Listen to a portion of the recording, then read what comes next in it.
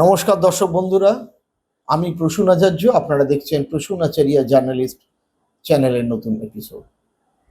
শেষ পর্যন্ত পালে বাঘ পড়ল। যে কথা আমরা প্রসূন আচার্য জার্নালিস্ট চ্যানেলে বারবার আমি বলছিলাম এবং আমাদের মধ্যে আলোচনার জন্য যাদেরকে এনেছিলাম বিভিন্ন সময়, এসআইআর নিয়ে কি হতে চলেছে, নাগরিকত্ব প্রমাণের বিষয়টি কেন আসছে, আপনারা সেই ভিডিওগুলো দেখেছেন এবং তখন কিন্তু বারবার বোঝানোর চেষ্টা করেছিলাম যে আসলে এসআইআর এমন একটা এক্সারসাইজ যেটা শুধু ভোটার কার্ড সংশোধন নয়, বাস্তবে যেটা ভারতের নাগরিক কিনা সেটা প্রমাণ করার দায় আপনার ওপরে বর্তাবে। একথা কেন বলেছিলাম সেটা আজ অত্যন্ত স্পষ্ট হয়ে গেছে।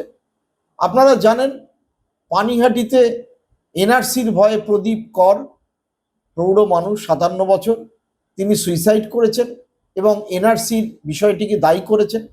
যদিও তার মৃত্যু নিয়ে ইতিমধ্যে রাজনীতি শুরু হয়েছে। অভিষেক বন্দ্যোপাধ্যায় গিয়ে সেখানে অনেক বড় বড় এবং গরম কথা বলেছেন, বেঁধে রাখার কথা বলেছেন, সার্টিফিকেট চাইলে জ্ঞানেশ কুমার মোদির সম্পর্কে বলেছেন। অন্যদিকে আরও নিচে নেমে প্রদীপবাবুর আঙুল কাটা ছিল, ওটা তার সই কিনা, সই জাল করা হয়েছে কিনা ইত্যাদি নিয়ে প্রশ্ন তুলেছেন শুভেন্দু অধিকারী, শ্রমিক ভট্টাচার্যরা। সিপিএম বা বামেরা স্বাভাবিকভাবেই ঘটনাটিকে মনে করছে যে এনআরসির কারণেই, এনআরসির আতঙ্কেই উনি আত্মহত্যা করেছেন। শুধু একটা ঘটনাই নয়, দিনহাটাতে খয়রুল শেখ তিনি আত্মহত্যার চেষ্টা করেছেন। কারণ হচ্ছে ভোটার তালিকায় তার নামের বানান ভুল ছিল, তাকে যদি বিদেশি নাগরিক হিসেবে পাঠিয়ে দেওয়া হয়। এই আতঙ্কটা কিন্তু একদম স্বাভাবিক। স্বাভাবিক এই কারণেই আপনারা জানেন যে এখনো সোনালী এবং ভাদু শেখের যারা রিলেটিভ বাংলাদেশের জেলে রয়েছে, হাইকোর্টের নির্দেশ অমান্য করে সুপ্রিম কোর্টে গেছিল কেন্দ্রীয় সরকার, তাদেরকে ফিরিয়ে আনা হবে না বাংলাদেশে। অথচ পরিবারের মানুষ রয়েছেন এই দেশে, এই বীরভূমে। বাংলাদেশ থেকে অন্তঃসত্ত্বা সোনালীকে বলা হয়েছে ভারতের নাগরিক এবং সেখানকার আদালতে প্রাথমিকভাবে তার বিচার প্রক্রিয়া হয়েছে এবং ফেরত দিতে যাওয়ার কথাও বলা হয়েছে। কিন্তু এখনো পর্যন্ত সময় অতিক্রান্ত হয়ে গেল, অর্থাৎ 24 তারিখ ডেডলাইন ছিল, সেটা বেরিয়ে আজকে আমরা যখন আলোচনা করছি তখন আরও 5 দিন কেটে গিয়েছে। কিন্তু সোনালী এবং তার পরিবারের 4 জন কিন্তু এখনো বাংলাদেশ থেকে ফিরতে পারেনি। অর্থাৎ মূল যে বিষয়ে বিজেপি সারা দেশ জুড়ে করতে চলেছে সেটা ভোটার তালিকা সংশোধন এবং সংশোধনের নামে আসলে নাগরিকত্ব প্রমাণের একটা দায় প্রত্যেকটা নাগরিকের ওপর চাপিয়ে দেওয়া হচ্ছে। এটা কারণ একটা রয়েছে, আইনগত যেটা কারণ সেটা হচ্ছে, আপনারা যদি আমরা দেখাবো যে দেখুন আপনারা যে ইলেকশন কমিশন তাদের যে নোটিফিকেশন করেছে তাতে স্পষ্টভাবে বলেছে যে ভারতে কে ভোটার হতে পারে। ভারতের নাগরিকরাই একমাত্র ভোটার হতে পারে এবং সেই নাগরিকের বয়স হতে হবে 18 বছরের ঊর্ধ্বে। এটা হচ্ছে দুটি প্রাথমিক শর্ত। 1952 সালে একই রকম ব্যাপার ছিল। এরপরে নাগরিকত্ব আইন যে সংশোধন হয় 2002-3 সালে, সেই ক্ষেত্রেও কিন্তু একই ব্যাপার। এবং মনে রাখতে হবে, আজকে যে অনুপ্রবেশ, যে মতুয়া বাংলাদেশ থেকে আসা দলিত মানুষ, গরিব মানুষদের ভোটার তালিকায় নাম থাকা নিয়ে প্রশ্ন উঠছে এবং তারা সংশয়ে পড়ে গিয়ে কি করবেন দিশেহারার মতো অবস্থা, সেই আইনের পরিবর্তনের পেছনে কিন্তু এই মমতা বন্দ্যোপাধ্যায় ছিলেন এবং তার দাবি মেনেই তৎকালীন স্বরাষ্ট্রমন্ত্রী লালকৃষ্ণ আডবাণী আইনের পরিবর্তন ঘটেছিলেন এবং তখন জন্মসূত্রে ভারতীয় হলেই, অর্থাৎ ভারতে জন্ম হলেই যে তিনি ভারতের নাগরিক হবেন এমন ব্যাপারটা কিন্তু তুলে দেওয়া হয়। এরপর দীর্ঘ 22 বছর কেটে গিয়েছে, এটা নিয়ে কোনো প্রশ্ন ওঠেনি। কিন্তু আজকে যখন বিজেপি তার ফ্যাসিস্ট দাঁত নোখ বার করে দিয়েছে এবং আমরা দেখলাম কিভাবে ভোটার তালিকায় সংশোধনের নামে 65 লাখ লোকের নাম বাদ দেওয়া হলো, পরে কিছু লোকের নাম ইনক্লুড করা হলো, প্রায় 21 লাখ। কিন্তু আবার নতুন করে 3,66,000 মানুষকে ওই নাগরিকত্বের প্রমাণের জন্য চিঠি দেওয়া হলো এবং তারা এই ভোটার এক্সারসাইজ যখন শুরু হয়ে গেছে সেই প্রমাণ তারা দিতে পারবেন না, অর্থাৎ ভোটার কার্ড থেকে তাদের নাম বাদ চলে যাবে। ফাইনালি কি হবে তারা জানে না। বাঙালিদের দুর্ভাগ্য হচ্ছে এই রকম একটা জাত, আমার মাঝে মাঝে বাঙালি হয়ে নিজের লজ্জা লাগে। আসামে এই এনআরসি করে 19.5 লক্ষ বাঙালির নাম ভোটার তালিকা থেকে বাদ গেছে, তার মধ্যে 12.5 লক্ষ হিন্দু এবং 7 লাখ মতো মুসলমান। তা নিয়ে পশ্চিমবঙ্গের কোনো রাজনৈতিক দল টু শব্দটি করেনি, কোনো বাঙালির স্বাভিমানে লাগেনি, কারণ আমরা সবাই ভেবেছি তারা তো বাংলাদেশি, তাদের নাম বাদ যাওয়াটাই স্বাভাবিক। কিন্তু আজকে যখন ঘরে আমাদের বিপদ চলে এসেছে, তখন আমরা বুঝতে পারছি যে বিষয়টি কি ভয়ঙ্কর দাঁড়াতে চলেছে। আসলে বিষয়টা একটু খুলে বলি। বিজেপি খুব টার্গেটেড ওয়েতে যেটা করেছে সেটা হচ্ছে সারা ভারত জুড়েই এসআইআর কেন, স্পেশাল ইন্টেন্সিভ রিভিশন। যারা বলছেন 2002 সালে হয়েছিল, আপনি তাদেরকে চ্যালেঞ্জ করে বলুন, তারা মিথ্যে কথা বলছে। কারণ 2002 সালে ভোটার তালিকা নিয়ে বাড়ি বাড়ি গেছিলেন যারা এই এনুমারেটরের কাজ করেন এবং জিজ্ঞাসা করেছিলেন যে আপনি কি এই ঠিকানায় থাকেন, আপনার বাড়ির লোকেরা কি থাকে, কেউ কি মারা গিয়েছে, মারা গেলে কে মারা গেছে, তাদের নাম বাদ দেওয়া হয়। এরপর 2002 সালের 3 সালের পর থেকে যে ভোটগুলো হয়েছে, 4 লোকসভা ইলেকশন, 9 লোকসভা, আমি বিধানসভাগুলো ধরছি না, লোকসভাই ধরছি, 14, তারপরে 19, তারপরে 24, প্রতিবারই এইরকম হয় এবং দুবার করে ভোটার তালিকা সংশোধন হয়। সেই ভোটার তালিকায় একবার জানুয়ারি মাস, একবার সেপ্টেম্বর মাসে নাম বাদ যায়। নতুন 18 বছরের যারা উপরে ভোটার তাদের নাম ওঠে, ঠিকানা পরিবর্তনের জন্য নাম বাদ যায়, মারা গেলে নাম বাদ যায়। এবং মনে রাখতে হবে সেই ভোটার তালিকার উপর ভরসা করেই নরেন্দ্র দামোদর দাস মোদী, যিনি 15 লক্ষ টাকা করে দেওয়া হবে বলে জুমলা ছেড়েছিলেন এবং নোটবন্দি করেছিলেন, এবং আজকে ভারতের যে ঘৃণার রাজনীতির পেছনে তার এবং তার দলের সাঙ্গপাঙ্গদের বিরাট অবদান, তিনি কিন্তু সেই তালিকা অনুযায়ী জিতে কিন্তু আজকে দেশের প্রধানমন্ত্রী হয়েছে। এখন ইলেকশন কমিশন কেন এই কাজ করতে গেল, কেন টার্গেটেড করা হলো? আসলে ভারতের জনসংখ্যা কত, প্রতি 10 বছর অন্তর করার কথা। 2020 সালে করোনা হয়েছিল, করোনার জন্য করা হয়নি, তাহলে 21-এ হলো না কেন, 22-এ হলো না কেন? আমাদের প্রতিবেশী বাংলাদেশ, পাকিস্তান, শ্রীলঙ্কা, এমনকি নেপাল পর্যন্ত আদমশুমারি অর্থাৎ জনগণনা করে ফেলেছে, কিন্তু ভারত সরকার আজ পর্যন্ত করেনি। তার কারণ 2029-এর ইলেকশনের আগে এই কাজটা করা হবে। তখন পার্লামেন্ট নতুন যে হয়েছে তাতে জনসংখ্যার ভিত্তিতে সিট বাটোয়ারার কাজ চলবে। যে রাজ্য খুব ভালো করে জনসংখ্যা নিয়ন্ত্রণ করতে পেরেছে, অর্থাৎ ভালো কাজ করেছে, সেই রাজ্যের লোকসভার প্রতিনিধিত্ব কমবে। আর যারা সেই কাজ করতে ব্যর্থ হয়েছে, জনসংখ্যা হু হু করে বেড়েছে, যেরকম বিহারে বেড়েছে, উত্তরপ্রদেশে বেড়েছে, মধ্যপ্রদেশে বেড়েছে, ছত্তিশগড়ে বেড়েছে, হরিয়ানায় বেড়েছে, গুজরাটে বেড়েছে এবং মহারাষ্ট্রে বেড়েছে, অন্য দক্ষিণ ভারত এবং অন্য দেশের পূর্ব ভারতের তুলনায় বেশি। যে রাজ্যগুলোর নাম করলাম দেখুন বিজেপি শাসিত, সেই রাজ্যের লোকসভার আসন বৃদ্ধি হবে। কিন্তু তা সত্ত্বেও বিজেপি জয়ের ব্যাপারে সুনিশ্চিত নয়, এবং সুনিশ্চিত নয় বলেই পশ্চিমবঙ্গে কথা তারা মাথায় রেখে যতটা না করছে, তার থেকেও বড় কথা, তারা এমন একটা ইলেকটোরেট অর্থাৎ মানে ভোটার তালিকা বানাতে চায় যেখানে মুসলিম কমিউনিটির একটা বড় সেকশন বাদ যাবে, যেখানে দলিতদের একটা বড় সেকশন বাদ যাবে, যেখানে আদিবাসীদের একটা বড় সেকশন বাদ যাবে, যারা গরিব মানুষ ঝুপড়িবাসী তাদের একটা সেকশন বাদ যাবে। কেন বাদ যাবে? কারণ এসআইআর করার জন্য যে ডকুমেন্টগুলো চাওয়া হয়েছে তার মধ্যে প্রথমে লেখা হয় যে সেন্ট্রাল গভর্নমেন্ট, স্টেট গভর্নমেন্টের পেনশনভোগীদের পিপিও বা সরকারি কার্ড।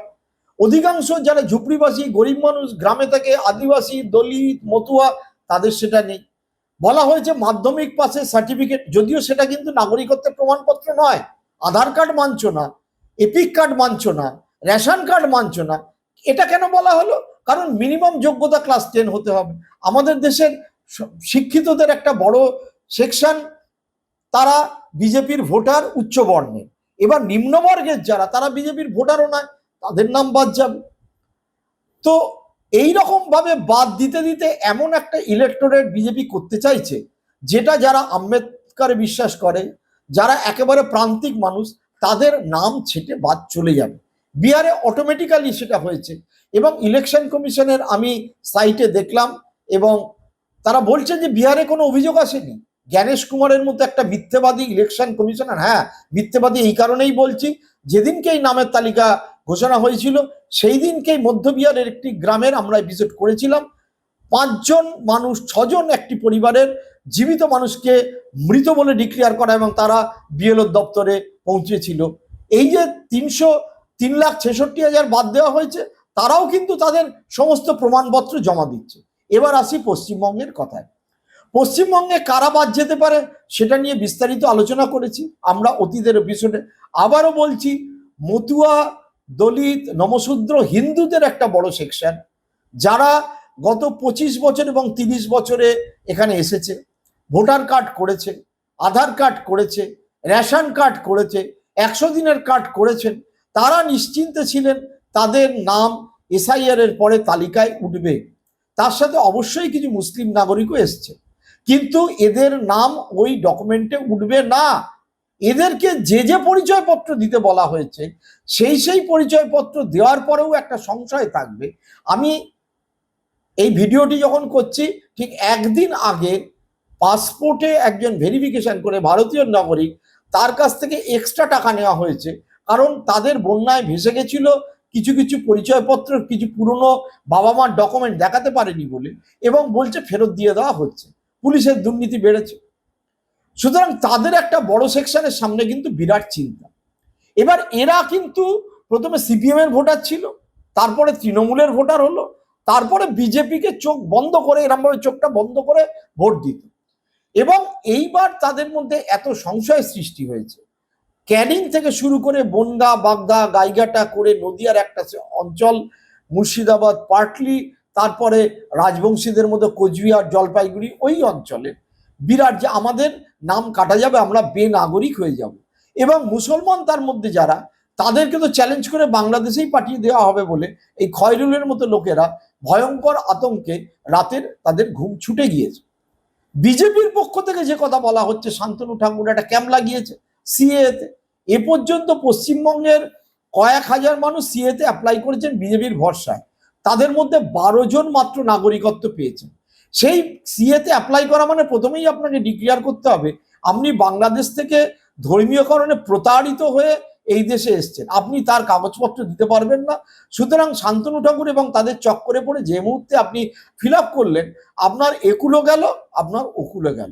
শান্তনু ঠাকুর একটা হিন্দুত্বের কি মতুয়া বাড়ির কাগজের স্লিপ ইস্যু করছে, সেই স্লিপের কোনো গ্রহণযোগ্যতা, আইনগত যোগ্যতা ইলেকশন কমিশনের কাছে নেই। ইলেকশন কমিশন যেটা ধরে আছে, নাগরিক হতে হবে প্রমাণ আপনাকেই করতে হবে, এবং নাগরিক যদি আপনি না হন তাহলে ভোটার কার্ড তালিকায় আপনার নাম থাকবে না।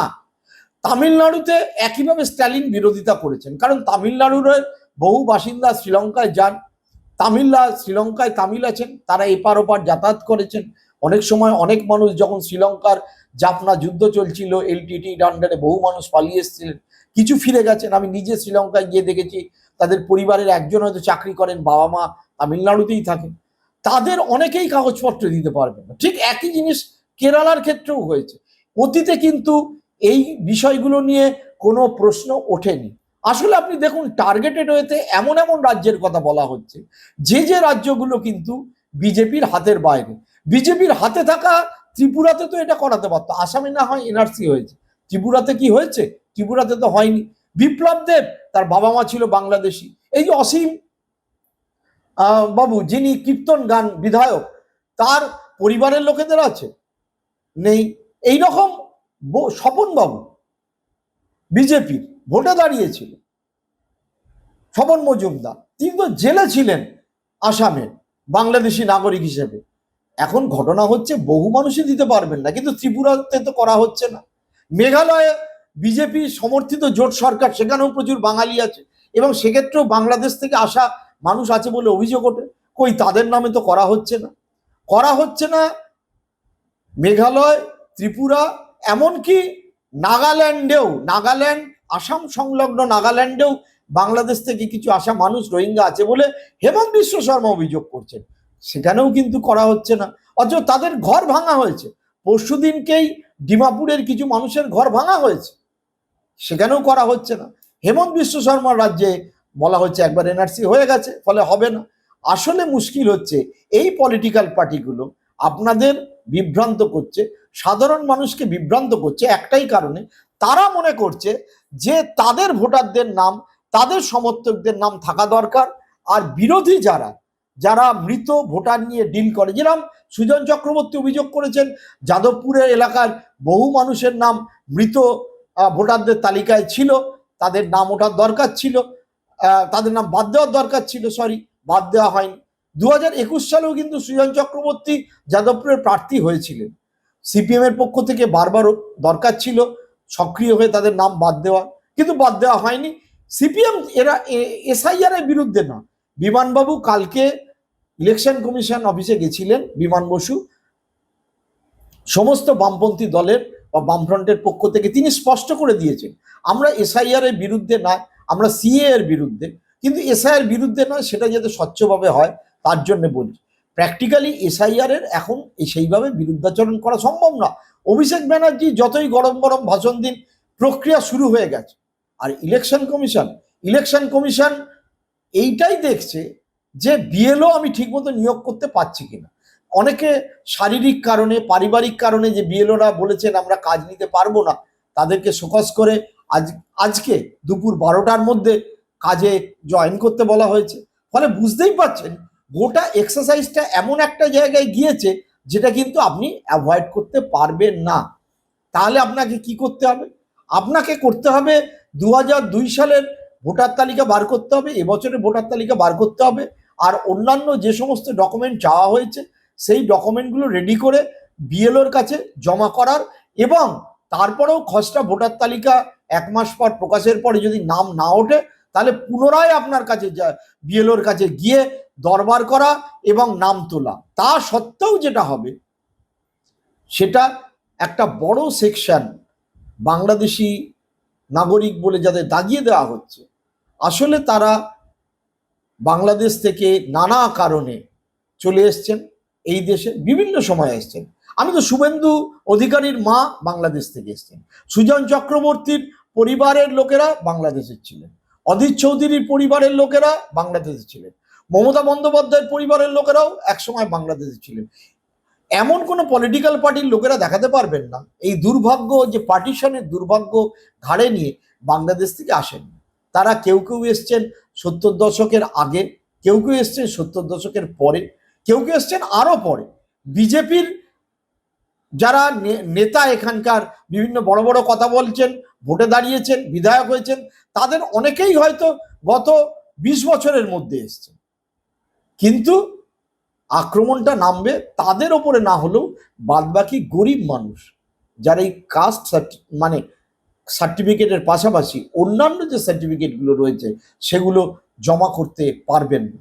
প্রশ্ন হচ্ছে সবটা জেনে বুঝে কেন বিজেপি ঝুঁকি নিল? একটাই কারণে ঝুঁকি নিয়েছে, একটাই কারণ, সেটা হচ্ছে রোহিঙ্গা বাংলাদেশি, রোহিঙ্গা বাংলাদেশি, রোহিঙ্গা বাংলাদেশি মুসলিম বলে আপনার মাথার মধ্যে যে একটা তরঙ্গ পাঠিয়ে দেওয়া হয়েছে, হিন্দু ভদ্রবিত্ত বাঙালি তার থেকে মুক্ত হতে পারছে না, হিন্দু ভদ্রবিত্ত উচ্চবিত্ত বাঙালি তার থেকে মুক্ত হতে পারছে না। এই একই বার্তা বিহারেও পাঠানো হয়েছিল। বিহারে কজন পাওয়া গেছে? বিহারে টোটাল এক্সারসাইজ করে কতজন পাওয়া গেছে এখনো পর্যন্ত স্টেট ফরওয়ার্ড কোনো স্বাক্ষর করে ইলেকশন কমিশন জানায়নি।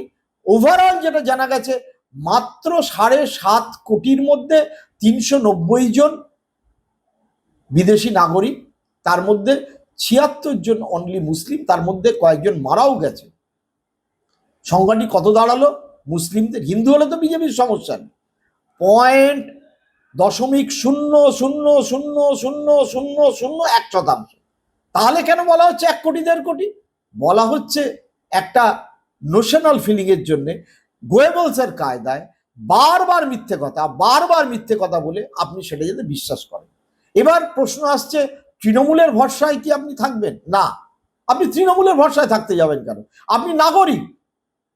অভিষেক ব্যানার্জি কি বললেন? নো এসআইআর বলেছিলেন না?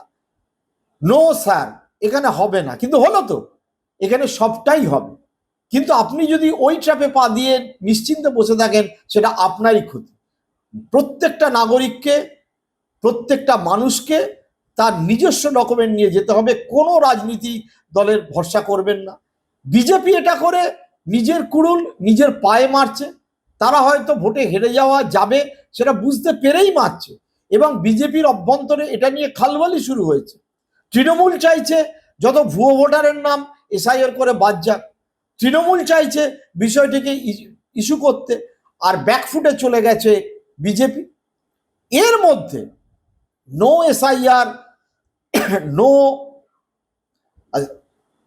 এনআরসি বলে যে মুভমেন্ট করে কলকাতায় মিছিল হয়েছিল, যে মিছিল সংগঠিত করেছিল এপিডিআর সহ, নো এনআরসি মুভমেন্ট সহ অনেকেই, তার মধ্যে তাদের যারা নেতৃত্ব স্থানীয় তারা ভিডিও পোস্ট করেছিলেন মিছিলে, গত সপ্তাহে হয়েছে। সেই মিছিলের নেতৃস্থানীয় লোকেদেরকে ফেসবুক বা সোশ্যাল মিডিয়া পোস্ট ব্লক করে দেওয়া হয়েছে, বন্ধ করে দেওয়া হয়েছে। রাজ্য সরকারের পুলিশ এই কাজ করেছে। কেন করছে? কারণ নাকি এটা নিয়ে একটা সামাজিক অসন্তোষ সৃষ্টি হয়েছে। আচ্ছা, মমতা ব্যানার্জিও তো একই কথা বলছেন, অভিষেক ব্যানার্জিও তো একই কথা বলছেন, তৃণমূলের লোকেরাও তো একই কথা বলছেন। তাদের কি বন্ধ করা হচ্ছে? হচ্ছে না। আসলে তৃণমূল দেখাতে চাইছে এই ইস্যুটাতে, এই কজে তারাই চ্যাম্পিয়ন। এবার যে কজন ভোটারের নাম থাকবে ফাইনালি তারা মনে করবে তৃণমূলের দয়াতেই থাকলাম, আর যাদের নাম কাটা গেল বিজেপির জন্য কাটা গেল। বিজেপি চাইছে কি, আপনার মাথার মধ্যে ঢুকিয়ে দিয়েতে 1 কোটি 1.5 কোটি বাংলাদেশির নাম বাদ দিলাম। এটা সম্পূর্ণ মিথ্যে কথা। বিহারে 7.5 কোটি ভোটারের মধ্যে বাদ গেছে কজন? বা বিদেশি নাগরিক চিহ্নিত হয়েছে 390। আবার সংখ্যাটা বললাম। মুসলমান কজন? 74 জন। পশ্চিমবঙ্গে এর থেকে খুব বেশি ইতর বিশেষ সংখ্যা হবে না। সিপিএম কি চাইছে? সিপিএম চাইছে ভুয়ো ভোটার, মৃত ভোটারদের নাম বাদ দিতে, যে ভোটগুলো সিপিএম তৃণমূল ফলস ভোট হিসেবে ফেলে। তাহলে সাধারণ মানুষের কথা কারা বলছি? সাধারণ মানুষের কথা বলছি আমার মতো কিছু স্বচ্ছ সাংবাদিক, যারা সাংবাদিকতাই করে এবং সঠিক তথ্য আপনার সামনে তুলে ধরে। ভয় পাবেন না, এই এসআইআর এর একটা রাজনৈতিক ব্যাকলাশ হবে, কিন্তু আপনাকে আপনার ডকুমেন্ট তৈরি করে বিএলওর কাছে যেতে হবে, কারোর ভরসায় থাকবেন না। ভিডিওটি ভালো লাগলে লাইক, শেয়ার, কমেন্ট করুন। সকলে ভালো থাকবেন, সুস্থ থাকবেন। নমস্কার। দেখতে থাকুন প্রসূন আচারিয়া জার্নালিস্ট চ্যানেল।